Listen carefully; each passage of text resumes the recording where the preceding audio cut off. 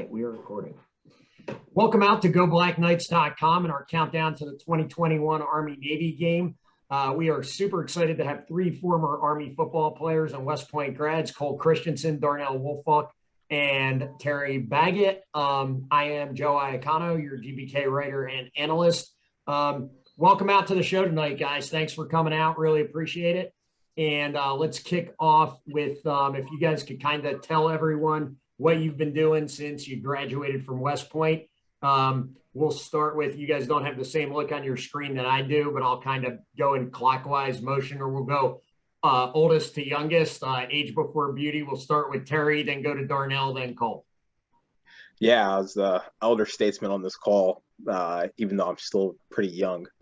So I graduated in 2015, and since playing, I went to the 82nd Airborne. I branched infantry, went to the 82nd Airborne Division where I was a platoon leader, and saw some success there. And I was able to assess and be selected to serve in the 75th Ranger Regiment. And so I was down at Fort Benning with some other football guys like, Jeff Bacon and George Fletcher and Pat Mealy from other year groups.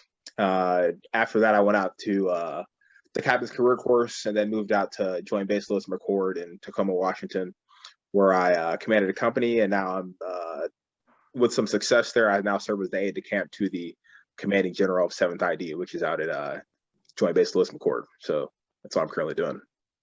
Awesome. Darnell? So I branched field artillery class of 2019. Shortly after graduation, I started GA at the prep school. So I know a lot of the guys on the team still currently. After that, I went out to Fort Carson, where I'm currently at. I've been a platoon leader as well as a fire direction officer.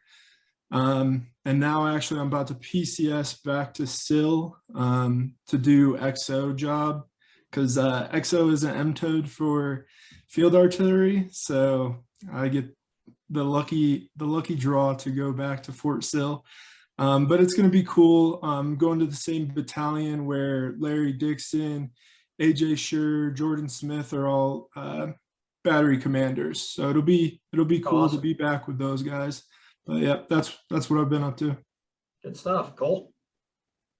Yeah, so I branched field artillery in 2020, and right before graduation, I got picked up as a undrafted free agent to the LA Chargers. So I moved to California, and I've been here for the past year and a half. We're in, I guess, week 13 now, trying to make a playoff run. So just playing ball.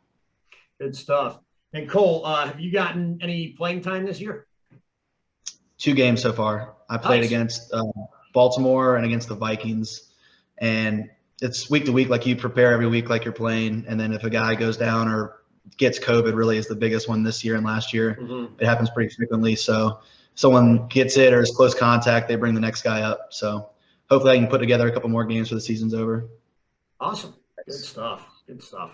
So, I was just got off an interview earlier tonight with another West Point grad, NFLer, Alejandro Villanueva. That was a really fun interview. Obviously, a lot of experience in the NFL. He was coming off a pretty tough practice with the Ravens today, I guess. He said Harbaugh likes to work those guys. So I've heard that too. And I got to see him when I played Baltimore too. That was cool. I got to meet up with him after the game and see him. Yeah, he said he got to run into you real quickly. So that's awesome. Yeah. Okay, guys. So Army-Navy week coming up Saturday. And, I guess the first question is for the average fan out there, the average supporter of Army football, what's practice like the week of the Army-Navy game? I've actually heard a couple of different answers on this, so it's pretty cool. People, I think, have different perspectives, which isn't surprising. So what's practice like leading into the Army-Navy game? We'll start with Terry. Why don't you go first? So I have 2 perspectives on it, right? Because I had it before Coach Monken and I had it after Coach Monken. And both ways though, this is like the game of the year, right? So you are putting in all the work, and you're trying to be perfect in every drill. And you're just trying to stay focused to make sure you're doing everything and whatever it takes to win this game, which, as we know, I never did. But I know that feeling of that game week, and it's what you've been preparing for since the game ended last year, right? This is what you see every single day, and it's the expectation to win this game. So I think practice this week is the weeks leading up to the game are hard. They're tough because you're being tough on yourself, and everyone else is being tough on you because they want to win the game. From my perspective, what I've really noticed was that there's a heightened intensity, not necessarily in practice, but everybody's demeanor. And it's kind of a trickle-down effect. Coach Monken lives for the Army-Navy game, and obviously so do all the players, all the fans. It's just an amazing game, and the intensity is there. Obviously, we do CIC practices, and most of practice when it comes to Army-Navy is CIC, which is awesome. And I think that also leads to some of the heightened intensity just because there's more starters on the offense and defense. And it just gets really fun, really competitive. And in the meeting rooms, it's even more attention to detail all around with scouting and with the plays, and just in practice, whenever we run plays, it's attention to the littlest things. And Coach Monken, I don't know how it is on defense, but Coach Monken harps on the offense with that, especially during Army-Navy.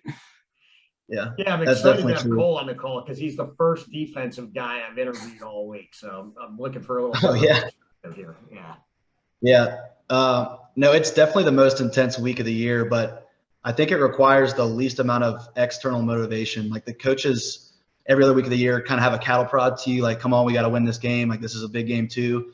But then you get to Army-Navy week and nothing really needs to be said. Like, we get out there on the field and you can just feel the buzz, like, in the core, and you're getting messages from old grads and stuff like 2 weeks leading up to the game. So, like, when you get to practice, none of the coaches have to say, hey, let's turn it up. Like, you guys aren't going hard enough. But that's not the case. You've got that motivation inside of you and from your teammates that it's intense because of us, not from the coaches or anyone else, because we all want to win so bad.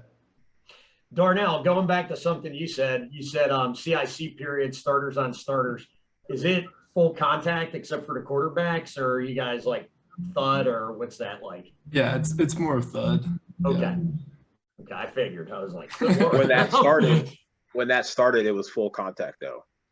Like with really? Coach Monken's first year, there was no thud. It was like hardcore. It sucked. I believe that. He toned it down, rightfully so. I'm glad he did. Yeah. But like his first year, it was serious. It was if you're playing starters on starters, like we're going hard and you're going to the ground. So you almost been hobbling into that game. Yeah. We hobbled through the whole season, which is why he stopped. Why they brought it down a little bit. Like everyone was in pain all season long, and we just weren't our fastest. It was not great, but it was great for mental toughness and setting the tone for what the team needed to be in the future. But that year sucked. See, the core has. I'll tell you, you guys just don't know. I'm glad it has. It's probably why they win more games, but it's all good. So they can actually go to the game healthy. It's a different story. So, you guys all had different experiences in Army-Navy, right? Terry was unfortunately 0-4, but with some really close competitive losses. Darnell, your plebe year, you guys got beat really, really close. Did you dress for that game or play special teams? Yeah. Yeah, so there was that. And then you won your last 3 years, which is a pretty awesome way to go out. And Cole, unfortunately, kind of had the opposite where, it was awesome winning the first 3 years, winning 2 CICs, and then first year kind of going the other way. So kind of talk a little bit, you could talk with each other or whatever else about kind of your different experiences through the 4 years of Army-Navy, whether you went 0-4 or 3-1 and kind of, how it, like, I'd specifically like Terry to talk about maybe coming close a bunch of times but falling short, and Cole to maybe talk about, the difficulty of maybe going out with a loss after feeling the elation of victory the first 3 years. And Darnell, maybe you can highlight on, how the program turned and how you saw everybody's confidence really build over your last 3 years there. Yeah. So if we, my bad, Cole. I'll start with mine because it's the worst one and it's the least fun to talk about. Losing every single game, I don't think I've ever thought back on my experience and thought, oh, we're really close. I just think back on it as we lost. So every year it was not fun at the end of that game. And I remember specifically for me, after losing my senior year, going to guys like AK and Andrew King and Stevie Johnson, and those guys, and being like, remember what this feels like. Remember this pain. Remember, the seniors in this locker room in tears, right? Because they never won this game, and that was like the biggest thing that goes back in my head, is making sure those guys didn't forget what it felt like to lose that game, especially with like Coach Munkin's first year. Losing that game is painful, and it's not necessarily. I mean, it's not fun memories to look back onto those games because we never won, and I think it makes me a better person, and I'm much more resilient because of it. That experience for me personally, but it was not fun, and I'm glad that Cole and Darnell did not have to go through exactly what we went through and what guys went through before me for years. Kind of the transition. I don't know exactly when it happened, but I just remember Coach Munkin always saying, going back to my freshman year, we're just 3 points away. We're a stop away. We are so close. I know he wasn't like that in the beginning of freshman year. I just remember a lot of yelling, but I think he tried to change his approach and kind of motivate us to take that extra step, to put in one more rep at practice, to kind of overcome what we weren't able to do in the past because we were always so close. And I think the guys, especially my freshman year, and like you said, like Andrew King, that's what the talk was in the locker room, that we're this close, like we can do it. I know we can. And everybody had that attitude. It's like we all have to rally together, make one more stop, make one more play. And I don't know what exactly changed, but I know we had that mentality and things just started to click. And, kind of like what you said, Joe, it was awesome to win that game finally that first year. Just like all the old grads rushing on the field, in tears of joy, messages. It was just you don't really realize that the Army-Navy game is more than a game to people until you're in that atmosphere. I never really understood it until I was there, and now I completely get it. So that's another amazing. It's amazing how the game of football can be more than just a game. Absolutely. Yeah, agreed. So when I got there, obviously I knew about the streak, and I feel for Terry and his classes, and I know that all of them were equally as determined to win as we were. But I get into the building and I look at guys like Darnell and AK and Jeremy Temp and all those dudes, and you could just see that they were on a mission as a group, that we are going to win this game at all costs. And you felt it from summer camp all the way until the Army-Navy game. And then it happened. And then, like Darnell said, you feel the impact of that win and how it really is more than a game. And the entire stadium storms the field. And I think like the hardest hit I took that day was from a 70-year-old man that hit me on the side and was like bawling his eyes out on top of me. He's like, you have no idea what this means to me and the rest of this community. So it was awesome. And then, Darnell and I push forward and we win again and again. And you just feel like we're rolling and everyone on the team's clicking and we're all on the same page. And then fast forward to my senior year, which it's unfortunate, but and I love all my first year brothers. Like we had a good team. We had a bunch of good guys, good players. But speaking candidly, I just feel like we didn't have the same connection to each other on the field that we did with those previous classes. Just communication, like mid-game, and how we're doing stuff. And we had some coaching turnover, so like there was a lot of new pieces, and we just never really got connected like we were in those first years. And none of us had experienced loss in that game, so I don't think that we lost any edge that the older guys had, but we hadn't experienced that true hurt yet. So going into that senior game, I don't feel like we had that same look in our eyes like those firsties did my freshman year, and ultimately led to that loss. But at the end of the day, it was an awesome run and really enjoyed all those games.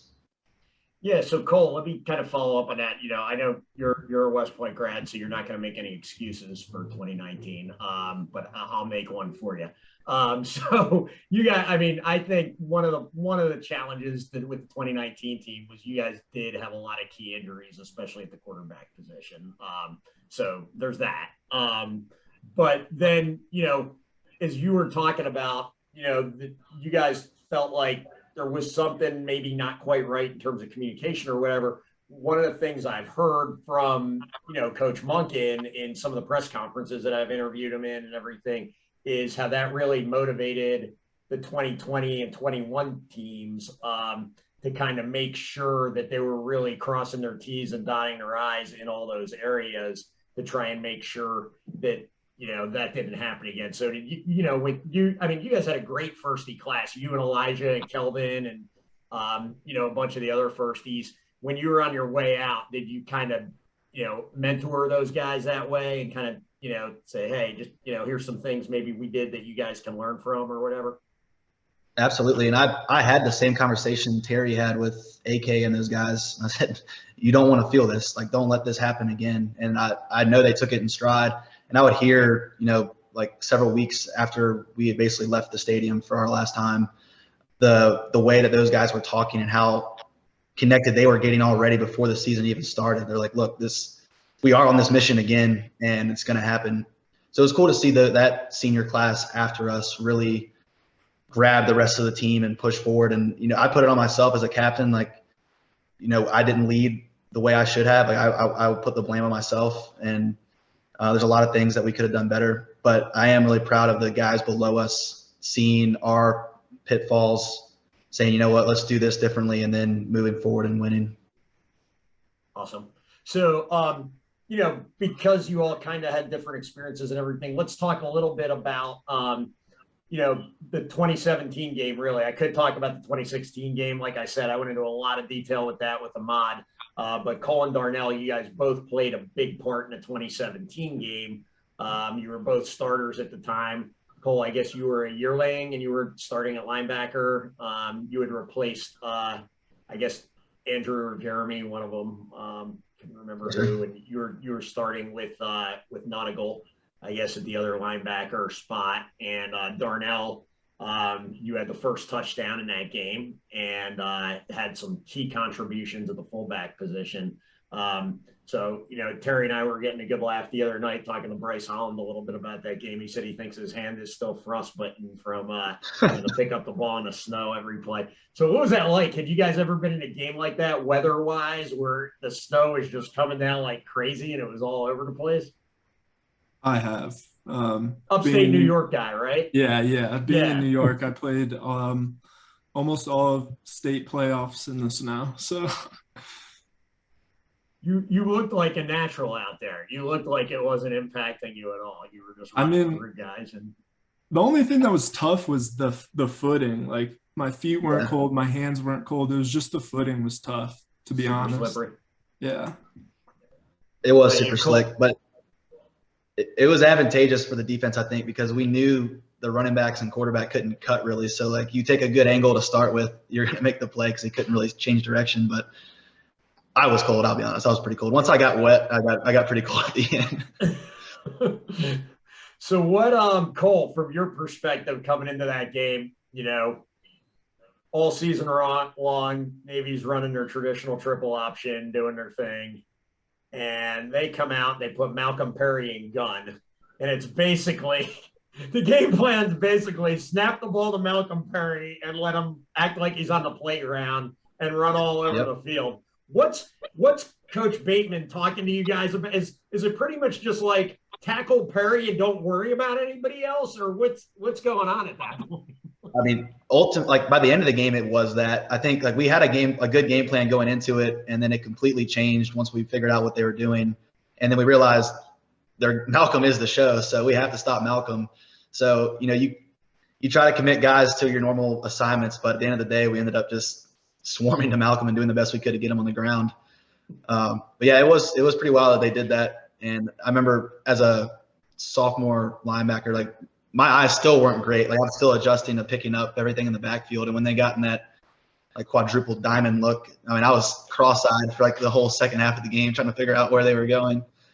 But yeah, it was fun playing in the snow. That's good stuff. Talk to me a little bit. Either one of you can talk about this really. John Voight's play, which I still, whenever I'm talking to kids about effort and hustle, I pull up that YouTube clip because I have no idea how that man chased down Malcolm Perry from across the field. You guys talk a little bit about what John did there, or maybe conversation you had with him after the play or anything like that? From my perspective on the sideline, I was watching the play and I was like, no. And I just see him running and he just dove and I'm like, did he get his foot? And he fell. And I was like, me and Kalen Holt were going crazy at that point. It was remarkable. Like we were definitely a little scared at that point. And it was just a phenomenal play. Yeah, because I think usually my thought is somebody goes up 2 scores in an Army-Navy game, pretty much put it away. Every game I've ever seen, other than my first year when we were down 17-0 at halftime and came back and won. Other than that, usually 2 scores, and that's all she wrote for the most part. But how about you, Cole? What was going on with you? You were on the field on that play, so. Yeah, I mean, he was a man possessed. Like I was slightly behind him when Malcolm broke, and then John, who is a very big man, just takes off and he's passing everywhere. I'm like, dude, this guy's got some different kind of gasoline in his system. But I know, because you've got wheels. Like, I can't believe he passed you. Yeah, and he's smoking down the field, and that goes back to that man on a mission mindset. Like John Voight had it as good as anyone, and he wasn't going to be denied. Tracked him down and caught an ankle. I don't know if it was the breeze of his hand or what, but thank goodness he did, because that game would have been a lot different, I think, if he hadn't made that play. Yeah, I think that was play of the game. That and the two key penalties Navy. Ahmad was talking about that. 2 key false starts Navy had when they're going in to kick the field goal. Ahmad said he was laughing. He said it was basically he was laughing. He was like, "You guys just cost yourself the game." He said, "What Ahmad told me is he said." I don't know if he told you guys this. He said that was the difference between our culture and their culture. There's no way we would have made a mistake like that. Yeah. 100%. I mean, if we did, Coach Monken would have probably killed us all. You'd be dead right now. I wouldn't be having this interview. That's hilarious. And then, Cole, I was actually at that game. I'm sitting in the end zone behind where Navy missed the game-winning field goal. And I watched you, and you knew it was wide left before anybody in the stadium. I did, yeah. I watched the film, and I'm the only one that jumps. Like as soon as he kicks the ball, I'm already in the air, but everyone else is kicking back. I saw the way it was coming off his foot, and I'm like, that's not going in. And then I turned around, and sure enough, he missed it. But yeah, I got really excited really fast. Yeah, no, it was awesome. That was like my cue. I was like, oh, I think he's gonna miss it because Christiansen's jumping up and down. So, and then lo and behold, he did. So, Terry, you guys, like I said, a couple tough games, close ones, but your senior class was the first one that played under Coach Monken and really helped, I think, change the culture. And one of the things that I notice with successful teams in general, not just football teams, it's this way when you're in the Army, when you get out into the business world, it's the same way, to be honest with you. The best teams aren't led by their positional leaders. They're led by the leaders that come out of the group, right? And whether that be the team captains or just the leadership council or just, player on the team holding people accountable. You mentioned some a little bit the other night when we were talking about how you felt like freed up a lot your first year to hold your teammates a lot more accountable. Can you talk to that a little bit? Yeah, I think, when Coach Monken got there, you were able to be unapologetically about 100% winning. And with everything that entails, which is, holding people accountable, walking up to someone and be like, I did this to Paul Roden. I told him I was like, I will kick you off the team tomorrow if you don't work hard in practice.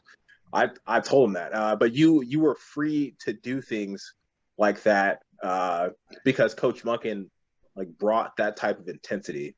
And I was on the leadership council, and Jeff Baggett and Larry Dixon were the two captains that year, and other seniors. It was me and Tony who were seniors on the leadership council, and then you had AK. I don't know who else was on it with him. I don't know who else was on it with him. But the guys, a smattering of guys throughout the classes. But anyone could do it. Anyone could say those things and hold people accountable, because Coach Monken was going to hold you accountable. After we played, I go back to this, after we played Kent State, where, it's like 3:00 in the morning, and we played an away game at Kent State at night, come back 3 a.m. We go back and we watch the film, and Coach Monken is like, he stops the tape and he's asking everyone hey, X person, Steve Shoemaker, you're on the line right here. What's your position, or what's your responsibility? Coach, I'm supposed to do this. Okay. Rolls the tape, and you're missing the block. He's like, what are you doing right here? Coach, I'm trying to. It's like, no, that's BS. You're missing the block. He's got me, and I'm like, hey Coach, I'm gonna go cut this guy, and he's like, okay. Shows the film.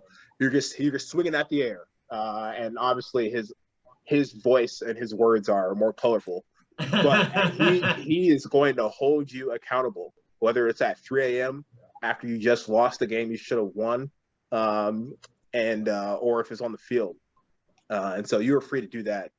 And I think Bryce, when we were on with him before, he felt this too. But football was not fun when Coach Monken's with his first year. I did not enjoy playing the game. I was in a lot of pain. I spent a lot of time in the training room, and football wasn't fun. But I knew what it took to win, and I was all about doing that. And so I was holding people accountable and just trying to be. I was not afraid to be the a-hole, because whatever, man, that's what it took to win. Did you guys, Darnell and Cole, did you see some of the same stuff kind of when you were going through the program, being a little younger, or had Coach Monken? I know he hasn't mellowed, but was he at least down to a 9.5 or? Yeah, I didn't think he really. I think he fits the mold of what Terry said perfectly. I think the only thing that really changed is the amount of hitting that we did. That's the only thing that I really saw really toned down throughout my 4 years, was the amount of hitting that we did. And I think that was like what Terry said, because of all the injuries that we were having. Yeah. So. Yeah. We would hit all practice long, and then restart a practice halfway and still be hitting for, we'll go 37 periods, and we're hitting, and he's setting the tone. But man, the amount of times my shoulders dislocated in practice, they're high. But it was what it was. Well, they told stories about you guys years to come.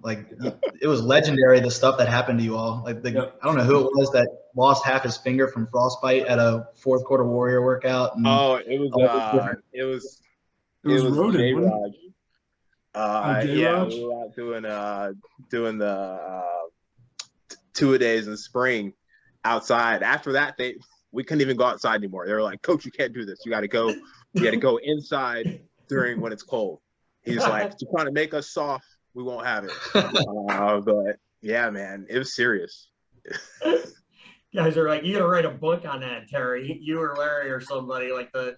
Did you guys ever read the Junction Boys book about Bear Bryant when he was at A&M? Mm-hmm. No, I got to check it out. That's what that sounds like to me. I don't know Not if they want quite us to that write a bad. book about that. I don't know if they want us to write a book. It would not be pleasant. Bear Bryant would have got arrested if he was coaching today. I guarantee you. Like, they would have put that guy in jail and thrown away the key. Like, no doubt about it. Yeah, but I'll say it was worth it. It was worth it 100%. I would do it again. I still wouldn't be happy though, but I'd do it again. Yeah, well, it's the whole West Point experience, right? It sucks when you're going through it, but afterwards you're happy you did it. Yep. It was funny. I was at the opener this year, and I was talking to Connor Bishop's mom. I said, "Oh, how's he liking West Point?" She goes, "Oh, he loves it." And I said, "Seriously? Like, really? Is that just what he tells you?" Or we used to Sunday night accountability formation. Our CEO used to light us up, and our chant to break the formation was, "This place sucks." So anyway, Cole. Let me ask you, talking about Coach Monken, I mean, he's just a different cat. I got a lot of questions about him, obviously, but how has that level of accountability and performance, and you can talk about Coach Bateman too, who's an outstanding DC, or even your position coaches, how have they prepared you to play in the NFL? It was so much harder and better in college than it is now, like just as far as accountability of players, coaches. And our team is trying, like we have a great new head coach now we're trying to be more accountable. Like last year, we didn't have a lot of success, and it was because there was not really any internal leadership. There was no one grabbing anyone saying, "Dude, like you got to do better for us to succeed." But when I was at West Point, that's all it was. Like it was nothing but internal leadership. It was great coaches that cared about us, that pushed us as hard as we needed to be pushed. And the problem with the NFL is, when there's money involved, you have like these big time players that make 35 times more than the head coach. So it's hard for these young coaches to come in and say, "Hey, so-and-so, I need you to do this for me." He's like, "Well, I've been in the league for 14 years. This is your first year coaching. I make $120 million. So like, it's a much different dynamic trying to work with that part of it. So I missed that about West Point and playing with these guys, because we truly all were equal peers, and we didn't make any more than the other guy, and we were all just trying to win games and have fun together. And not to say, like, I really enjoy playing here in the NFL, and I'm on a great team with great guys, but it's certainly a lot different. It's different, yeah. Darnell, you're a lieutenant out in the Army now, getting ready to go be an XO. What lessons did you learn from Army football that have really paid off for you as an officer? I think kind of the accountability thing and just being a good dude, honestly. One of the biggest things that I pride myself on is taking care of the soldiers and putting their needs before my own. And I think it's helped me, it's helped them. I've had multiple soldiers from my old battery, tell me how much they missed me in that battery and how much of a dynamic I made, or how big of a change it was with me there and me not there. And it made me feel good, and it makes me feel even better that these soldiers are still reaching out to talk about life and the Army. So it's a great. West Point has taught me a lot of leadership, and those traits that I took from, honestly, Army football and being a team captain has translated so well to the Army for me. Good stuff. So talking about the Army-Navy game, I'm not going to say it's the best rivalry. I think it is the biggest rivalry in the country because I was talking to Terry about this the other night. It's the only one. You have a lot of the rivalries are awesome, and regionally, you're in a state like South Carolina, and it's Clemson and the Gamecocks. Everybody in the state's tuned into that game. I get it. Auburn, Alabama, like live or die in the state of Alabama. You're rooting for one of those two teams, and you're tuned in. But Army Navy has people tuned in not only in all 50 states, but really all over the globe, taking a very strong interest. You know, pretty much everybody who served, if they're in the football at all, they take a strong interest in the game. So what would, again, I'm not going to say it's a better rivalry, but Terry, what would you say makes Army Navy different? You know, I think probably like maybe like two things. One, as you kind of alluded to, you know, it's everyone who's served, and you know, with respect to Air Force, everyone who's served they're really thinking about, you know, Army and Navy, you know, as the two big things that people are that come to people's mind when they think of military service. And so you have everyone who's served, not just gone from those academies, but you know, who's joined the military. And this game, you know, I remember being in the 82nd Airborne Division at the game in 2016, right? And you know, I'm one of the old grads on the field crying, running into you guys. So, you know, but and I get back to my unit, and I've got these dudes who knew I played football. They never cared before, right? But you know, hey, they're my battalion commander wants a jersey. You know, my guys are like, yo, can you get us jerseys? The division commander's trying to get a jersey. You know, so the game is always going to be important in that realm, just because you know, when you're in the Army, you're rooting for that team, even if you didn't care about it. And I just think when you think about the academies, just being 100% honest, you know, the graduates from these two academies, the reality is they do go on to serve in critical positions, not just in the military, but they do go out and make marks in society. And the game has been played for hundreds of years, right? So, and these institutions, you know, the United States Military Academy and the United States Naval Academy are like embedded into the United States. They are institutions critical to the fabric of the country. And so those graduates and that lineage and the people who knew a West Point grad 10 years ago who was an awesome guy, they're tuned in because of the quality of the people who left the institution and who lived up to its values. And so I think that is what you really get. You get people looking at the values, and this is like the day where those values are on the stage for everyone to see through. You know, you might not have the most athletic guys in the country, but they're going to fight every single down. It doesn't really matter what the records were going into the game. They're going to fight, and they don't really care what anyone else says. They're going to try to win. So that's what I think makes it special. I think Terry hit it really well.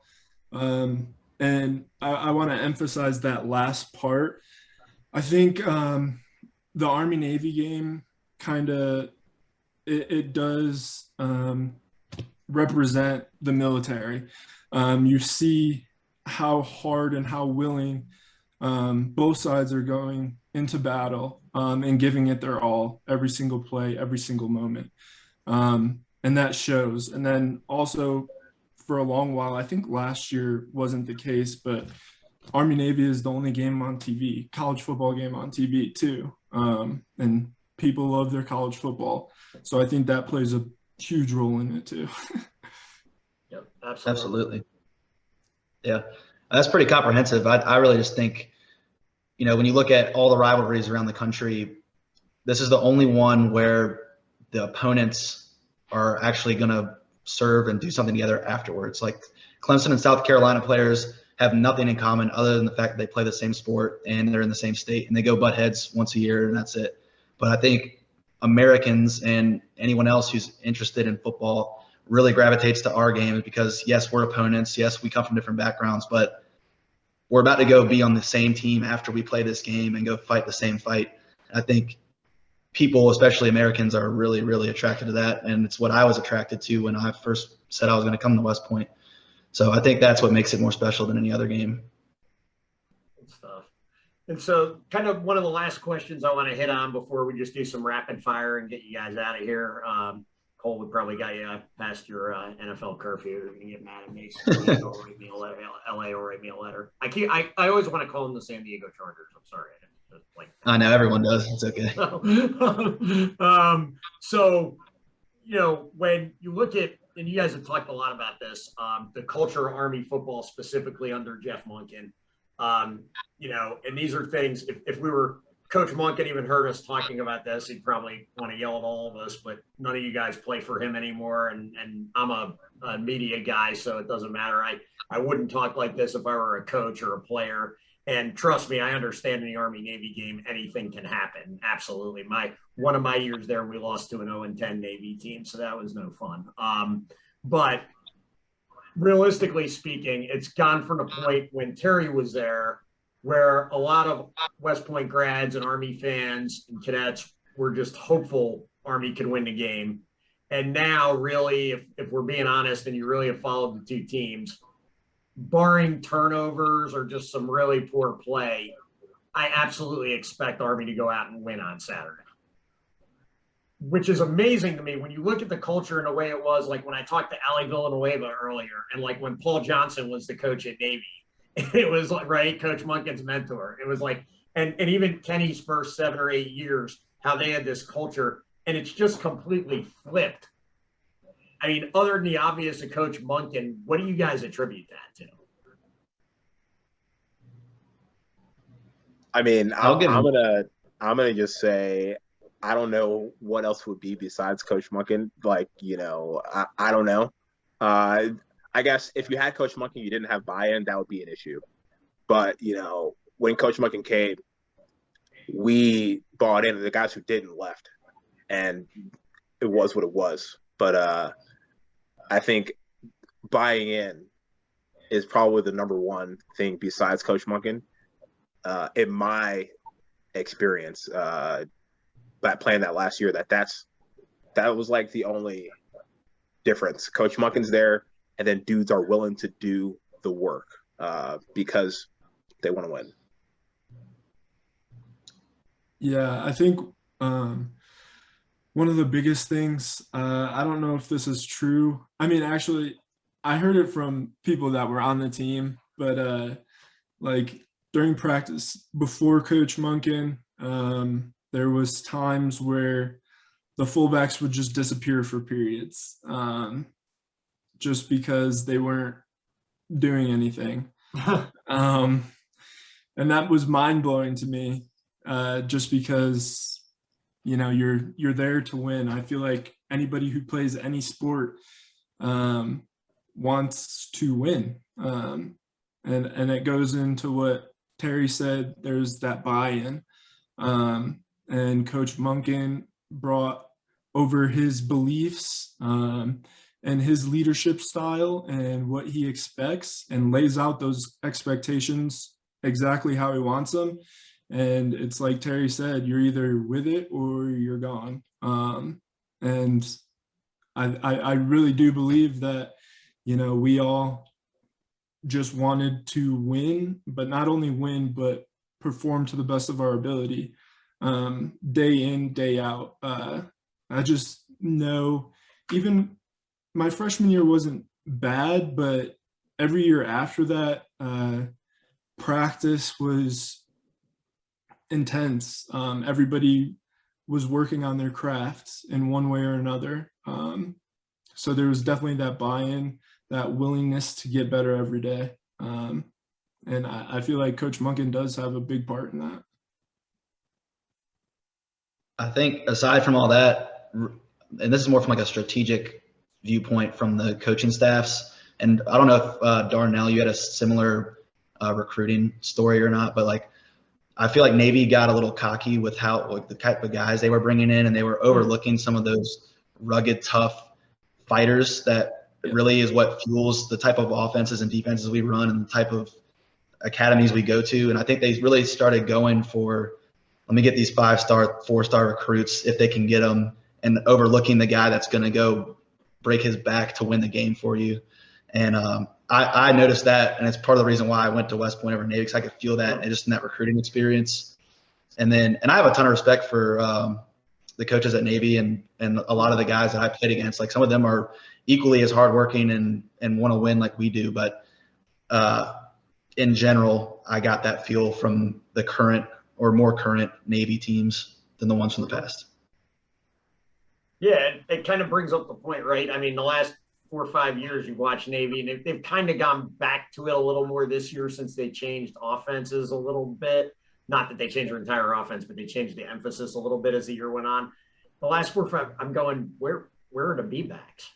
I mean, I've been watching Paul Johnson for years down at Georgia Tech with that Dwyer kid he had who played for the Steelers. And I mean, just, and you know, and I look at West Point and you got, you know, you Darnell and Andy Davidson and Kalen Holt and Larry Dixon before you guys. And then, you know, on to the Connor Slumka, you know, and Sandon McCoy and this new batch, which, you know, I don't know, Darnell. I'm not gonna compare them to you guys yet, but they're close. This new batch of B-backs with Buchanan and Adkins and Riley and Bernard are pretty outstanding. And it seems to me like Army is a lot more smash mouth, and Navy's a lot more finesse. And I just feel like the academy type of player, the smash mouth football kind of fits your MO a little better. Am I right, Ron? Absolutely. Yep. Yeah, that's exactly right. That's what he wants. You know, I feel like he just wants dudes who will go hit somebody in the mouth, and Yep. that's what we got. Yep. It wins. Absolutely. So, you know, let me ask you as we move on, kind of right before I wrap it up. You know, talking about this year's team, I know, you know, sometimes Darnell, like you said, you were a GA at prep school. So you probably know a lot of, I guess, the yearlings or cows on the team right now. Maybe Isaiah Alston, Tyrell Robinson, some of those kids who I think are some of the most gifted athletes I've seen at Army. To be honest with you, it's a different level of recruit. But you know, Darnell, I'll ask you specifically since we brought it up. What do you think about the current crop of B-backs they got down there? I think Jacoby is a load. I mean, he just gets his momentum going, and he's solid. He's good for 3 yards at least, and he's pretty agile in between the tackles too. I've seen him make a few cuts, and I was like, yes, I'm so happy he saw that. And then I love Atkins. He's super fast, and he's strong as well. Cade, I love Cade Bernard. That's my dude. He's always every time I see a quarterback break a run or one of the slot backs break a run, he has a key block. And I saw this switch in the B-backs. I think it was my junior year. Everybody kind of had a role. Everybody can do everything, but if we need something done, this person's going to go in so that we know that they're going to execute. One, I think it keeps the fullbacks fresh, Right. Which is huge. I think I know it helped me out a lot my senior year. So I think that's huge. And then Tyson Riley, I think he is going to have a bright future at B-back. I remember him at prep school. He was a quarterback and a B-back for us. So we weren't sure because he was so tall, but he has that pound it mentality. Like he's just like, I'm going to hit somebody and I'm going to go forward. So and I think that's huge for the B-back room. And I mean, we just talked about that. Smash mouth football is a key to success, I think. So let me just ask you one question about Riley. As a quarterback in the triple option, could he run the outside veer and get out on the perimeter and cut it up and take off? Really? Yeah. Nice.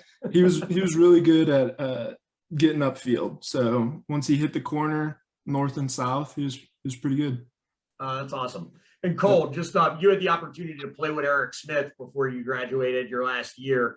Tell me about his development and how you think about how he's playing this year and the kind of year he's having. I'm super proud of him because he was such a quiet guy when I was around him, and he was really trying to figure out who he was as a player. And he was never really timid because obviously he's a hammerhead and he'll go and knock someone's face off, even when he was a young guy and I was with him. But now to see him just play with the confidence that he has, and you can just see it through the television screen that he just trusts himself way more than he did when he was with me.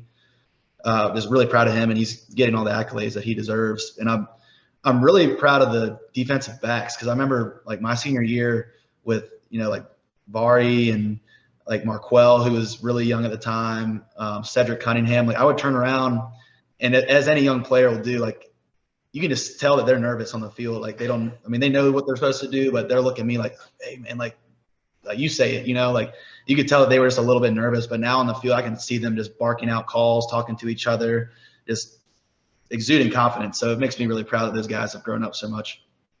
Good stuff. All right. Well, we're going to end. For any of you who are golfers, ever watch the Golf Channel, there's a guy named David Faraday has a segment called Rapid Fire.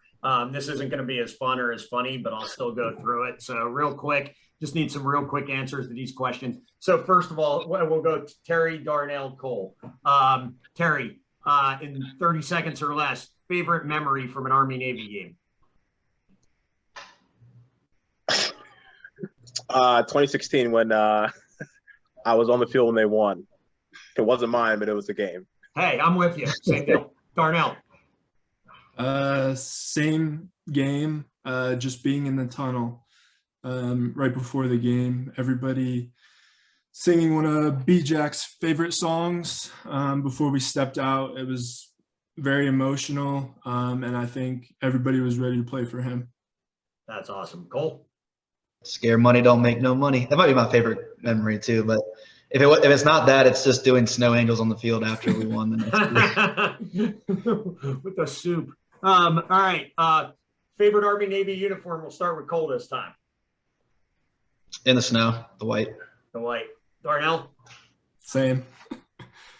Terry? Gosh, I'm gonna have to go with those ones as well. Not better than one. I thought you were going to say 82nd. But... the 82nd one was great, but the Snow Whites, I mean, they were cold. They were hot. I know, they were hot. I'm with you. All right, back to Terry. Where are you watching the game this weekend? In New York City in the stadium. Nice. Darnell? New Jersey at the Meadowlands. Jealous. I'll be here with a couple buddies. Good stuff. And Cole, will you even get to watch it, or will you have to record it? I'll watch it. We'll get back from practice, and then I'll watch it here at our house in Irvine. Nice. Oh, that's right. Out on the West Coast, it'll be like 6 p.m. It'll be noon actually. It'll be other way. Yeah, it'll be a little earlier. Wow. All right, and last one. Prediction for the game, Terry. Army will win. Darnell.